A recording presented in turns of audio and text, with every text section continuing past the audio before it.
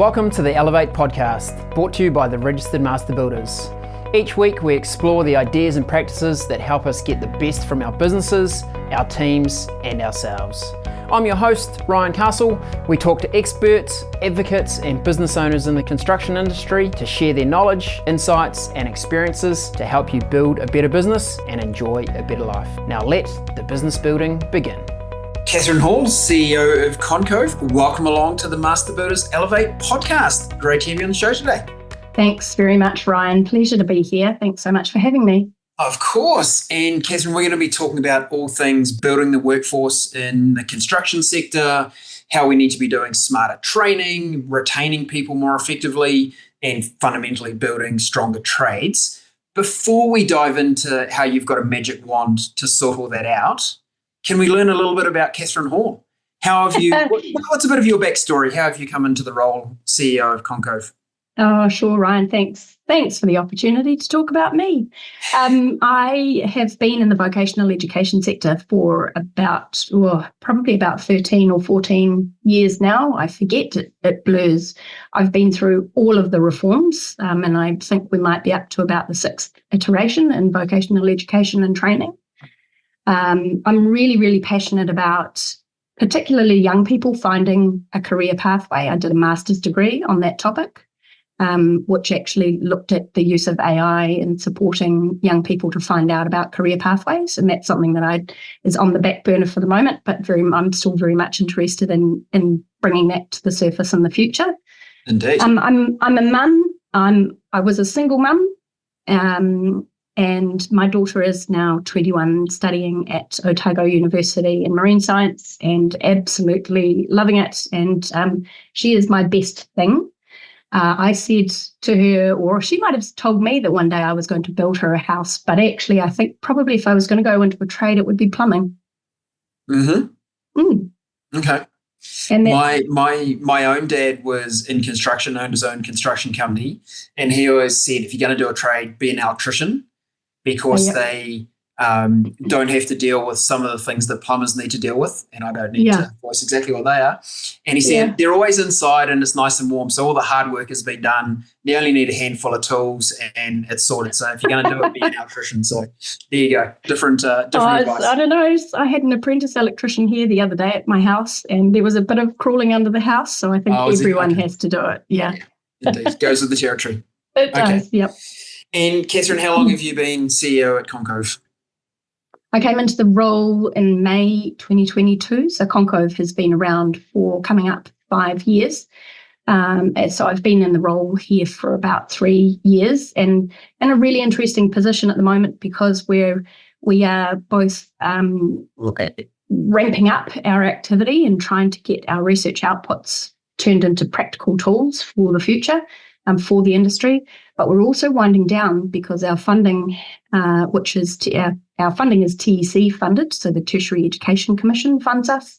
And unfortunately, in the budget in 2024, it was announced that the Centres of Vocational Excellence, of which we are one, will be closing at the end of our funding period. So real shame. We've been doing some amazing work, I believe, to support the future of vocational education and training in New Zealand. And unfortunately, we're not going to be able to continue in the same way that we have up until now. We're very hopeful that there will be industry and other organisations that will pick up the work that we have been doing and continue it into the future, but ConCOVE itself won't exist beyond the end of next year. So maybe I'll be able to realise my ambition of becoming a plumber.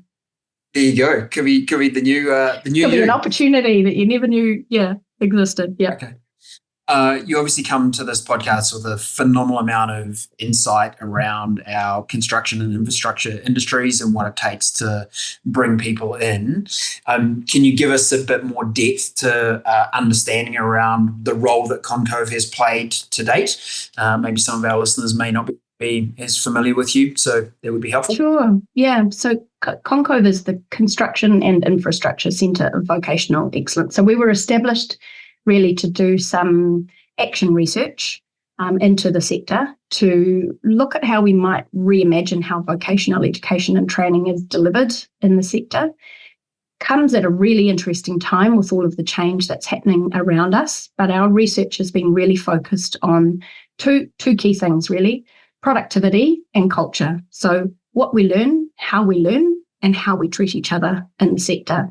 And those three things are really, really topical. Probably we've spent a lot of time on the how we treat each other piece, but we've also spent a lot of time on the productivity and lifting capability, both from young learners in the sector to business owners in the sector. And it's really, really, really important that our research, of which we've done 30 plus projects, is turned into something that's practical and valuable that that industry can actually use into the future. And that's what we're really focused on now. Okay. And is there one of the research projects in particular that really stands out for you that you just know you're going to be able to convert to some practical tools for industry? It was really interesting. At the end of last year, we did a bit of a sense-making session. We took all of the insights from all of the projects that we'd completed, and we looked at what the common themes were that were coming across in all of those projects. And really, really interesting. We came up with about 14 different themes that we've managed to drill down into 5 key work streams that we're focused on now. So we're focused on trainers in the sector. So that's people who might be classroom-based educators, also people like training advisors who support the apprentice and train on-job learners through their journey. We've got a learners work stream, so focused on how we better support learners and looking at what needs-based support and better pastoral care might look like for learners. We've got an employers work stream. Unsurprisingly, employers are really, really key. And with the majority of the construction sector being small to medium-sized organisations, we really recognise that there's an opportunity to build leadership capability, but also to build kind of master level. What's the right word?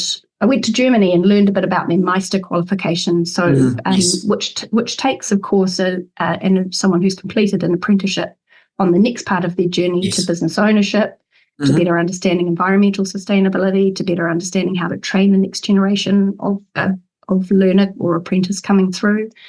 So we want to look at, we are looking at how that might also improve in the sector. So that's in the employer work stream.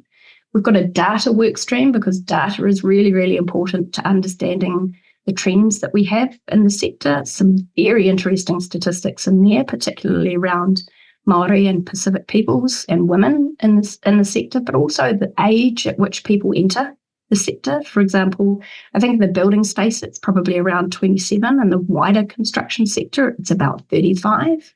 And we have this idea that people are coming into the space directly from school. They're not. And so we have to think about how we operate with people who are coming in from other spaces and what benefit they could provide to us. And then the last work stream really is all about enabling projects. So some of those things that we want to see continue, and in there we've got 2 projects on bystander allyship. So how to better support people when they are facing harassment, bullying, discrimination within the sector, and how we can support employers and people within industry to better support those people who are experiencing those things. We've got a kaupapa Māori project in that space, and that's focused on tāne allyship, so male allyship. And then we've got a tauiwi project in that space as well. I think of all of the things that we've done, I'm really, really proud of the fact that we're also breaking some ground in the degree level apprenticeship space as well. So we're thinking about the opportunity for people to be able to do a degree whilst in work. And this creates pathways for people who have come into construction, say on the tools, gone through an apprenticeship, and then maybe want to expand into another area or grow into another area: project management, surveying, architectural design. So being able to do that whilst you are do a degree while you are working really opens up the possibilities for a lot of people and brings a lot of opportunity for women, Māori, Pacific peoples, and also people who want to grow in the sector. So that's one thing I'm really, really proud of. I'm really proud of our bystander work that we have done. I think it's a very, very fundamentally important piece of work for the sector. There's a lot I'm proud of though, because we've done some good work over the last 3 years. Nice. Thanks, Katherine. Some really incredible work streams there. Maybe if we can dig into a couple of those and learn some more. You certainly sparked my curiosity around people coming to the industry at 27 as apprentices, and then you thought maybe 35 is the wider. What insights have you got about the path that most of these people are on before getting to that kind of entry into apprenticeship at 27? Look, I hear this all the time, across a lot of the work that we do. We're channeled from a young age to a university pathway. So a lot of the people who are transitioning back into construction, whether that's carpentry or electrical or plumbing, drain laying, whatever that is, some of them may have already either completed a university degree, or they've started a university degree and then realised that actually it wasn't for them. We've got a great story, a young woman, I believe her name is Grace. She works for Koch Brothers. She's completed an apprenticeship. She started her degree as a computer scientist. Wow. And when she was talking to us, she said, well, actually, this job, carpentry, you have to use your brain a lot. So I'm solving problems all the time, but I'm also using my hands and I'm outside and I'm really enjoying that aspect of the role. So I think we do channel people, schools channel people towards the university pathway, and it isn't necessarily for everybody. Perhaps what you learn when you start out on that journey, though, is what you're really deeply passionate about, and coming back to a trade is when you've got a trade, you've got it made. We've always said that. Coming back to that opportunity is really, really key. And I think a lot of young people perhaps aren't aware that trades could be a first option. Yes.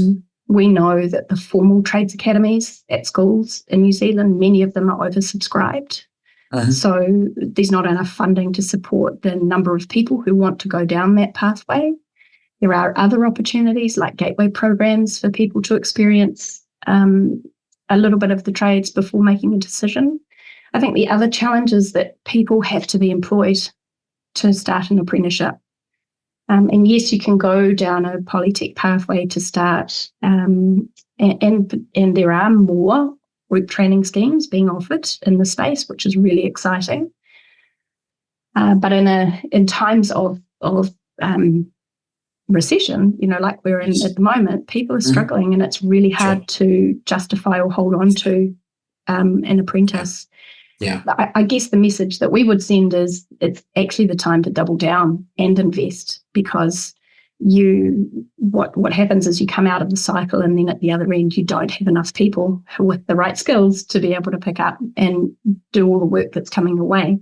So that's a challenge, and probably a really roundabout answer to your question. Useful though, Katherine, and that theme of investing now so you're ready for the next boom cycle so you can make the most of it is a very common thing for us on the podcast. So our audience is well versed in that one. Curious, when you talk about your learner stream and some of the ways you're looking at helping people learn differently, the way they're learning, a couple of insights there about how you would like to see things change to make it more effective.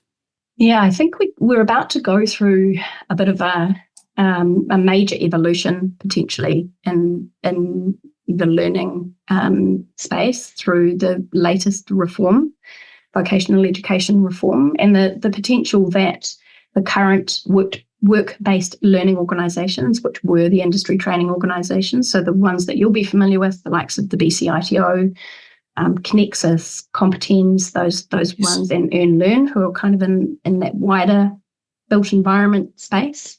They are effectively going to become private training organisations, which will flip their model potentially and have them need to deliver back to a sector in a different way than they have. I don't think that they will be able to lift and shift and continue to do what they have done up until now in the new world. And I think that what that is going to create is the opportunity to think about how learners are better supported through the pipeline.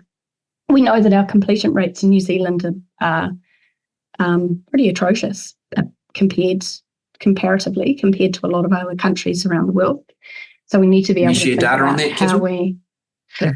Yeah, I probably could. I would be pulling it off the top of my head, but something like 35 to 40% compared to kind of 65, 75 in Ireland. Right. Australia's not great either, I don't believe, but really poor. And so we also have some challenges, I guess, with learners in the system at the moment who aren't necessarily learning about new technologies and new ways of doing things. And some of that is because we have a traditional apprenticeship model, and some of that is because there's been a lot of underinvestment in the likes of the polytech sector, who aren't really able to invest in new technologies and new innovations to teach young people coming through, or anyone coming through. So we do have a real challenge that we're a little bit behind the rest of the world when it comes to a lot of these things.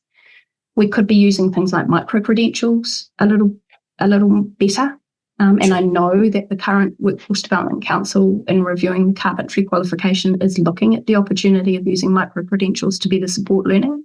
Mm-hmm. Yeah, so I think for learners, we've got to use the opportunity of the change that's upon us to think about how we deliver better. Yeah, and how the industry is evolving. And it's probably, or I would characterize it as, maybe it's not moving as fast as some other industries, but if you took a comparison of car assembly used to be lots of individual people carrying components to a car to get it assembled. Now it's all robotic lines that do that. And the people working those lines are controllers of the robots, right?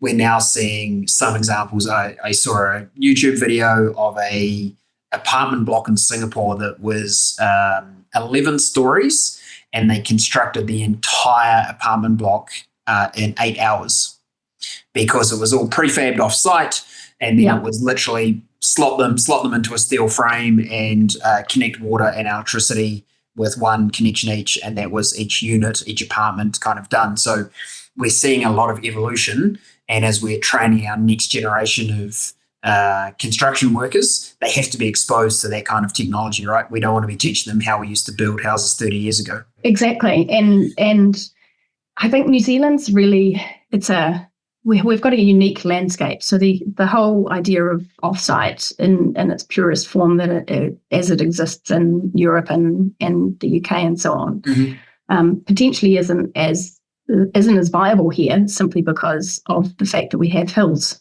and quite a lot of them.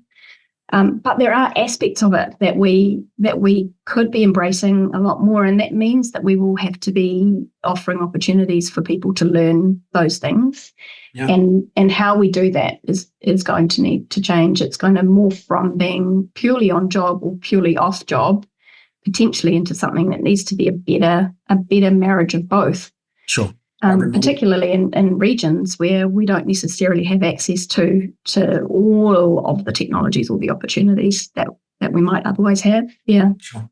Okay. I know there's some current support systems around our apprenticeships right now, a couple that I'm aware of, the Apprenticeship Boost and Mana and Mahi. Can you tell us firstly what they are, and maybe give us your sense of how effective those programs have been?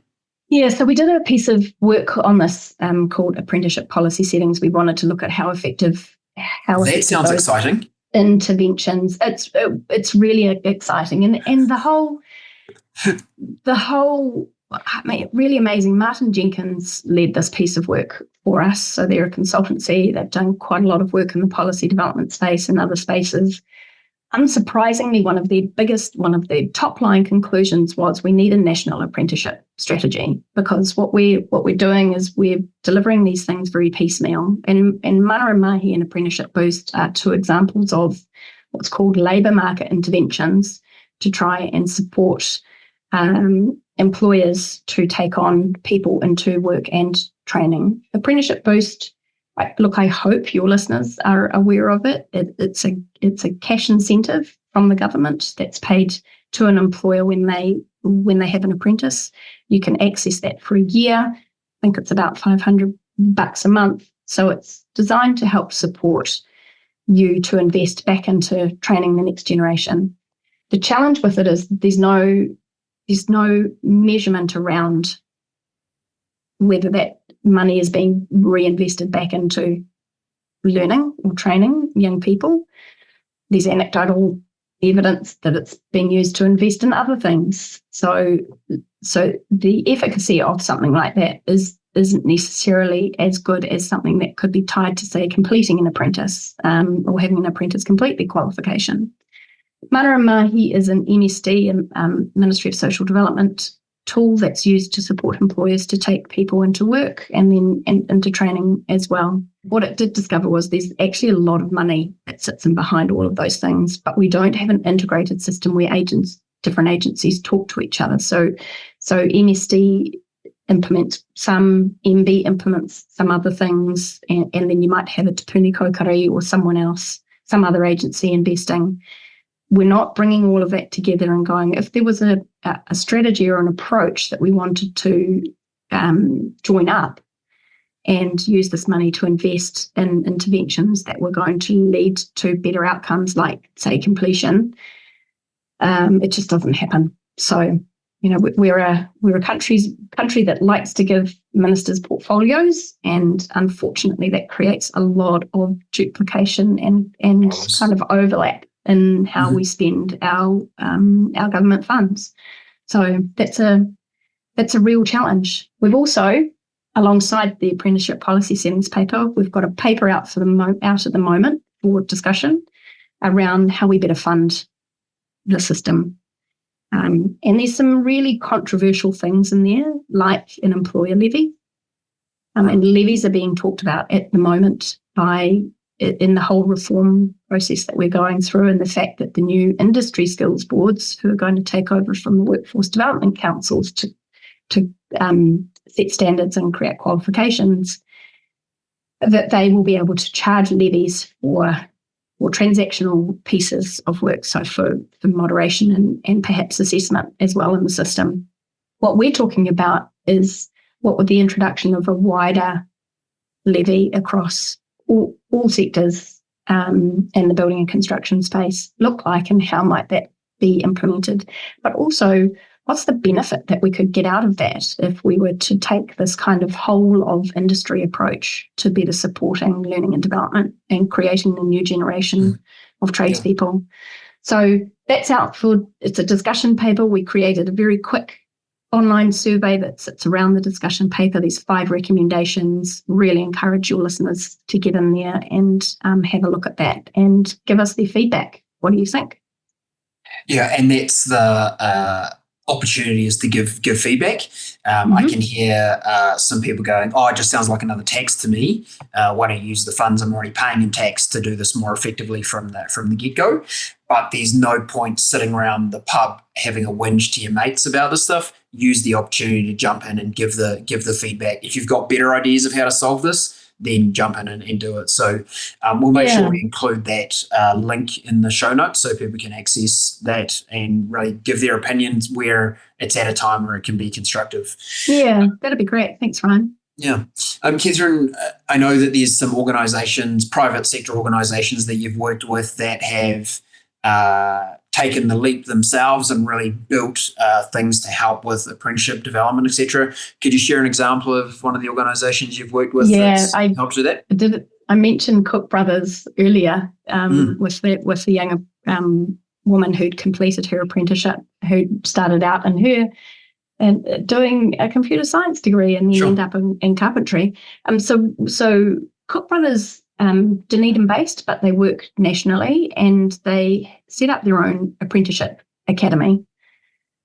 They recognised that they invest a lot in their management and senior leaders, but they weren't necessarily placing the same level of investment into the apprentices that they were hiring.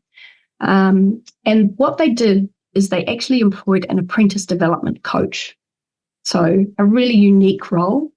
And that person is Matt. He's within the organisation, and he supports all of the apprentices, not only with their studies, I guess you could say, their training, but also with life and everything that goes with that. And many of your listeners will be aware that you don't only take on an apprentice, you take on a whole person, right? some perhaps may not realise that they're taking on a whole person, but actually you've got a really key role. And by appointing this apprentice development coach, there is a point person for Cook Brothers to actually, for their apprentices to turn to for support. But they also added in some other things into the Apprenticeship Academy. So they recognised that personal and professional development is really important. One example was they identified an apprentice who wanted to run a half marathon. Excuse me. So they arranged for that apprentice to see a nutritionist to help support. They've invested in some sports psychology within the business to help support people to become high-performing members of the team. But the role of the apprentice development coach really places a lot of emphasis on the pastoral care of the individuals and helping support them in a more holistic way. And we realise that Cook Brothers are in a privileged position. They're a larger organisation, and perhaps they have the capability and capacity to be able to do this. They also received at the start of the program some government funding to help set that up. But it's brilliant that they've been able to share their learnings through the process with us, and then we can share them with the wider world. Small to medium-sized organisations aren't necessarily going to be able to employ a specific individual on top of employing an apprentice. But there might be ways that you could look at doing that through working with your mates who are in other parts of the sector or in the same part of the sector as you, and bring together your kind of combined knowledge and wisdom to help support those apprentices. Apprentices can be really isolated if they're one person with one or two senior people.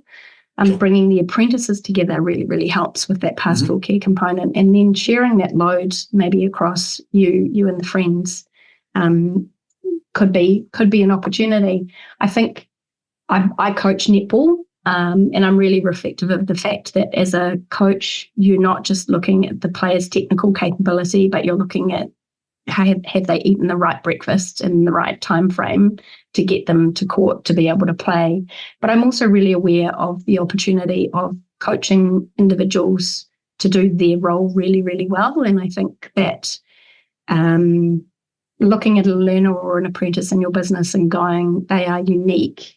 What's their unique needs? Not, we've done it always this way, so this is how we're going to continue to do it. But what do you, Ryan, what do you need to be successful in your role? And maybe that's just a simple mindset shift that could be made to help support apprentices through their journey. So yeah, really fascinating case study, Cook Brothers. It's up on our website. I urge anyone to read it and just look at some of the opportunities that you might be able to grab in your own business and take it forward. Yeah.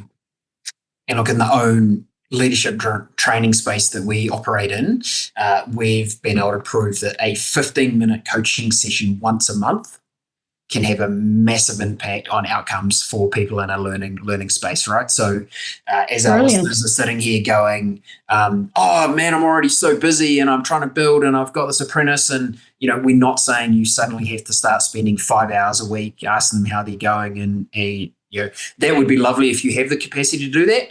But you can actually create immense impact in very short timeframes if you know what to ask and how to ask it. So yeah, that's fantastic. Yeah. Okay. Yeah. Katherine, thank you for that. One of the things I need to understand better is, earlier in the podcast you mentioned bystander theory. Mm-hmm. Can you explain to me what that is, and then how you've worked with bystander theory to improve outcomes and safety on site?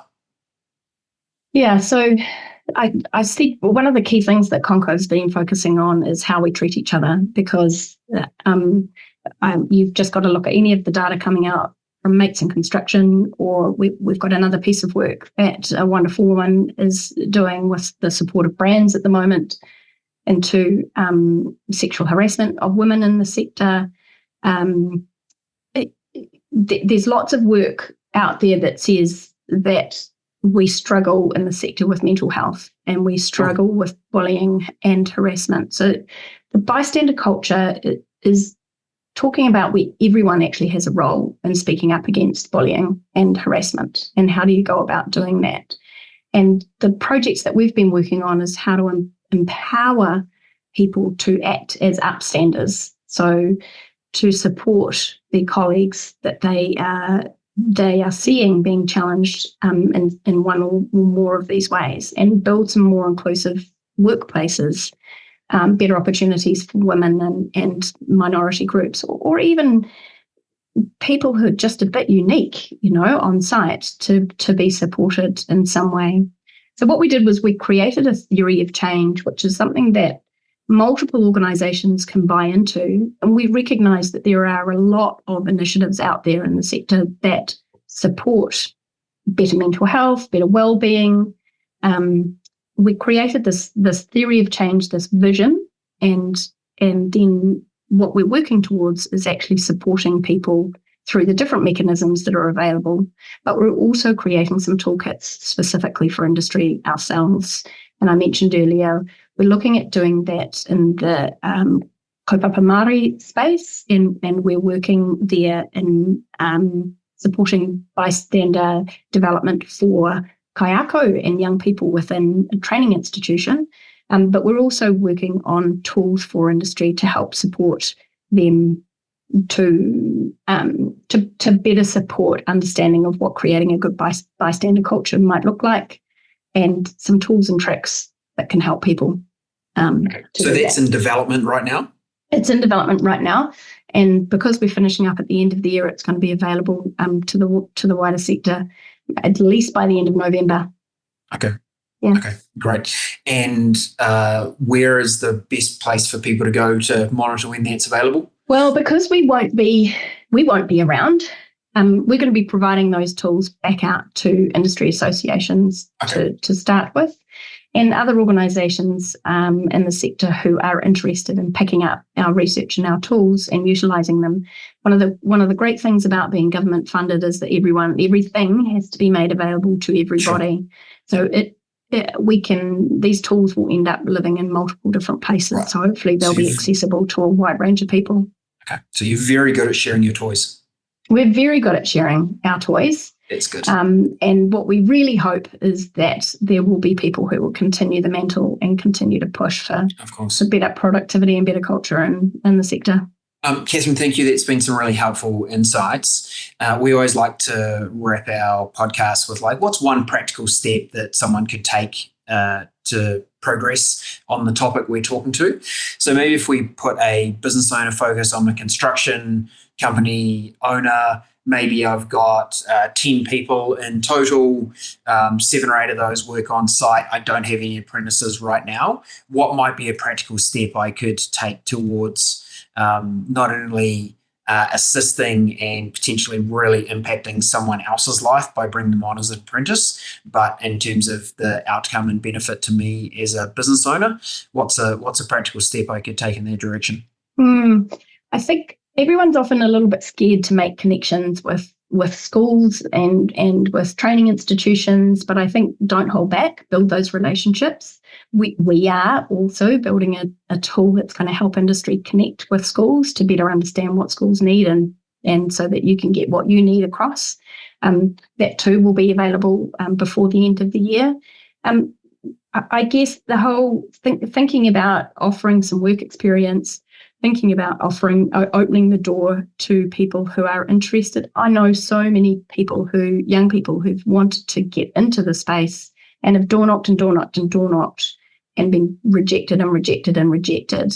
But if that young person is walking towards you and saying, I'm here and I'm keen, I think embrace it. Just lean into that and think about how you could best support them to start their journey.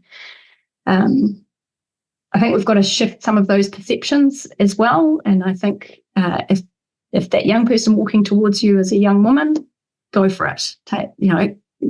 Really think hard about taking that young woman on, because we have a lot to offer. I think connecting with schools, don't be afraid to do that. Connect with polytechs, don't be afraid to do that. And if you've got someone knocking on your door and expressing an interest, then think about what you can offer them to start them on their journey.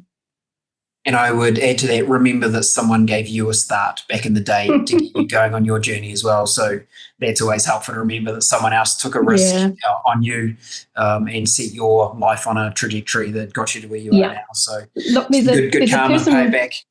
Totally. There's a person well known in the vocational education sector who says often,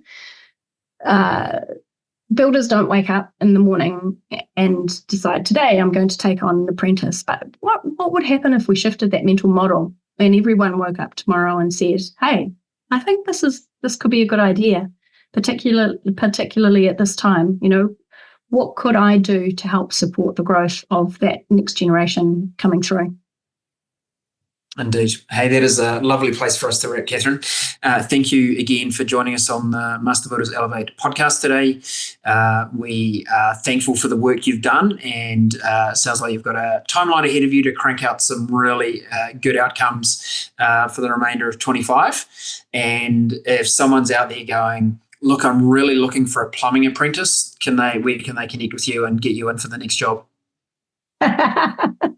Find me on LinkedIn, and there we go. really, really, really keen to see where the future takes me. But thanks, Ryan, really appreciate it. It's been great to talk about our work.